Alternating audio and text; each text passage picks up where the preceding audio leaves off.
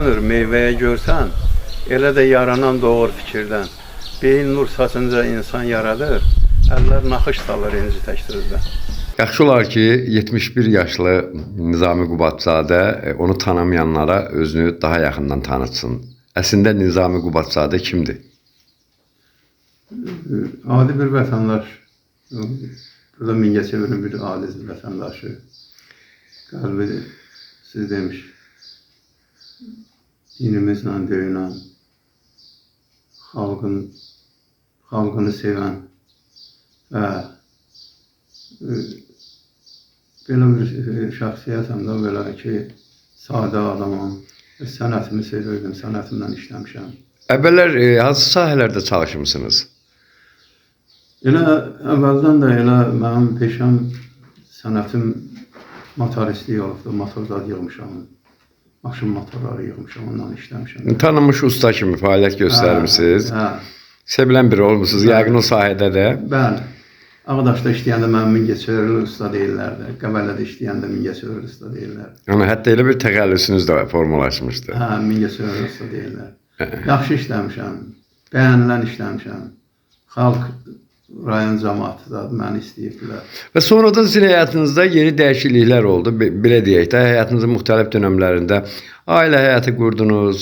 Bir qədər də bu ailə həyatınız barədə, neçə övladınız var, neçə ildir ki, evlisiniz xanımınızla? 45 ildir ki, ailə qurmuşuq, 45 ildir. Bir oğlumuz var. Hə, belə də bu dünyadan mən getmək üçün gəlmişəm. Həyat gəmisinin mən yelkəniyəm. Kim kösər gəmiyə təkən vermədən? Nəsil şəcərəsini çəkir zəncir tək. Bir ucu qeybdir, bir ucu gerçək. İnsan axır su tək. Axır bir anda gələcək keçmişdir, keçmiş gələcək. Necə oldu ki, tanınmış motorçu həm şairə çevrildi, həm də bir din adamına? Mən sizə bayaq da dedim. Mən əvvəllər elə bilirəm ki, qəlbim həmişə bu dinlə Allah Taalaya qarşı məndə sevgi vardı. Peyğəmbərlərə qarşı, onlara qarşı sevgi vardı. Sovet hökumətinin dövrü olduğu dövrdə belə şeylər yox idi. Biz bilmirdik onun dərinliklərini. Quranın tərcüməsini dediyim kimi də sizə oxuyandan sonra daha da sevgim artdı. Mənim fikrimin dəqiqliyi bilindi ki, mən düzgün yol seçmişəm. Xeyirlisindən olsun. Sonradan artıq Quran oxumağa başladınız və artıq mərasimlərdə də iştirak edirsiniz, yəqin ki. Yox, elə bilginə ki, mən o qədər, məsələn, məktəbiniz adını oxumamışam ki, məsələn, din məktəbini oxumamışam. Ancaq yüngül ilə, məsələn, bilirəm, mən deyə bilmərəm ki, mən dərin, məsələn, təhsil almışam, almamışam. Amma sevgi, ilahi sevgi sizi o səmtə yönləndiribdir, belə deyək. O səmtə yönəlibdir, tam dəqiqliylə o səmtə yönəlmişəm. Bəs poeziya olan maraq necə doğdu qəlbinizdə? Hətta bir şeirlər kitabınızda, səhv eləmirəmsə, işığınızı görüb, ikinci bir şeir kitabını da nəşr etdirmək istəyində olduğunuzu vurğulamışdınız. İstərdim bu barədə də danışasınız. Elə bilginə ki, mənim sevgim, elə bil, dediyim kimi, mən Quran kitabını oxuyandan sonra, o mənim başımda elə dedim, danışıldı. 3 ay, ondan sonra mən daha da sevgim artdı. Elə bilginə ondan ilhamlandım, mən ilham aldım, daha da genişləndi dərəcəm, o bilgi dərəcəm. Və bu şeyləri başladım yavaş-yavaş yazılar yazmağa. Əvvəlcə yazı ilə yazırdım, şeir söyləyim. Sonradan bu hikmətlər şeirə çevrildi, kəlamlar, hikmətlər. Neçənci ildən yazmağa başladınız? Təqribən, elə bilginəm, belə deyək də, 2007-ci ildən belə başladım. Yəni, ömrünüzün müəyyən dövrlərində ümumiyyətlə yazı pozu ilə aranız olmayıb və birdən-birə ilahinin bir qisməti sayəsində sizdə poeziyaya maraq artdı və kifayət qədər təsir edici şeirlər yazmağa başladınız. Təsir edici şeirlər yazmağa başladım. Yəni dediyim kimi, mən qurban oğlum Allah Teala'dan hikmət istədim, o da verdi. İndi məndə kəlamlarım var, hikmətlərim var, şeirlərim var. Hamısı o yöndən, Qurandan qidalanaraq bunları mən yazdım.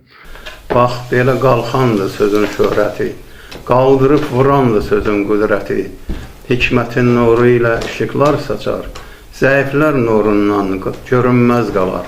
Dərin kəlamı ilə sözə yol açar, sözü cavan qalar, zaman qocalar. İdrakin meydanı əhatəsizdir, kim gəlmək istəyir icazəsizdir. Nizami, nəyin var götürsən də gir, ya sözün şahı ol, ya da ki fəqir. Ya sözün şahı ol, ya da ki fəqir. Sonraki yaradıcılığınızın sonraki döneminde yəqin qələm aldığınız şeirlərdə ikinci kitabınızda nəşr etdirmək istəyindəsiniz, eləmi? Allah qoysa, qismət olsa, indi Allahın köməkliyi ilə o ikinci kitabımı da istəyirəm görək çap elətdirəm. Onlar da həm hikmətlərdir, kəlamlardır, dörtlük şeirlərimdir. Bax belə. Adını düşünmüsünüzmü kitabın? Yəni ikinci kitabın? İkinci yox hələ. Yəni Nizaminin hikmətləri, Qubadzadə Nizaminin hikmətləri. Mən ora Nizaminin hikmətləri yazan varam, çünki cəmaət elə bilər Nizami Gəncə. Qubadzadə Nizaminin hikmətləri belə fikirləşirəm, ürəyimdə hələ. Elə belə, çünki o kitab hikmətli kitab. Yaşınızın bu çağında görmək istədiyiniz, arzuladığınız, amma hələ ki yetə bilmədiyiniz elə bir istəyiniz olurmu ki, bundan sonraki dönemdə Allah sizə sağlam, daha böyük, uzun ömür qismət eləsin inşallah. Ağsaqqallıqdan, böyüklükdən əksik olmayasınız. Hansı arzularınız var ki, ona çatmaq istərdiniz? Arzum istəyərəm ki, bu bir oğlum var, onu evləndirəm. Allah qismət eləsin. Mən Nəvə sevinci yaşamaq istəyirsiniz? oğlumu evləndirmək istəyirəm. Bundan sonra elə bir gələn ki, yaşadığım ömür ərzində yaxşılıq eləmək istəyirəm kimlərəsə, insanlara. Əlimdən gələn demirəm. Böyük yox, nə qədər gücüm çatanla insanlara yaxşılıq eləmək istəyirəm. Allah qismət eləsin. Sağ olun. Bax, bu gözəl müqəddəs ay içindəyik. Sayılı günlər, saatlar qalıbdır Ramazan bayramına, müqəddəs bayramımıza. Nə söyləmək istədiyiniz nələrsə varsa buyura bilərsiniz. Çox arzu edirəm ki, Allahdan arzu edirəm. Nə qədər namaz qılanlar var, oruç tutanlar var, oruçları qəbul olunsun, namazları qəbul olunsun. Nə qədər indi hamı eyni deyil ki, elə özüm də içində daxil olmaqla xəstəlik keçən 3 dəfə operasiyaya çıxmışam. O xəstə olanlar, imkansız olanlar, imkansızların imkanı yaransın. Ailəsi olmayanlar ailəsi olsun. Xəstələrimiz sağalsın, salamat olsun. Amin. Bunu mən istəyirəm. Bayramınız mübarək olsun. Sağ ol. İzzət nədir? Başlamışda var ya, o güzel şey. Çağırışdır. Ne olsun? Teşekkürler. Deyir, ey varlılar, imkanlılar. Yok, bakın bakın. Siz de gedin, səcdə edin. Ey yoladan günahkarlar, siz de gedin, tövbə edin. Ey kasıblar, imkansızlar, səbr eyləyin.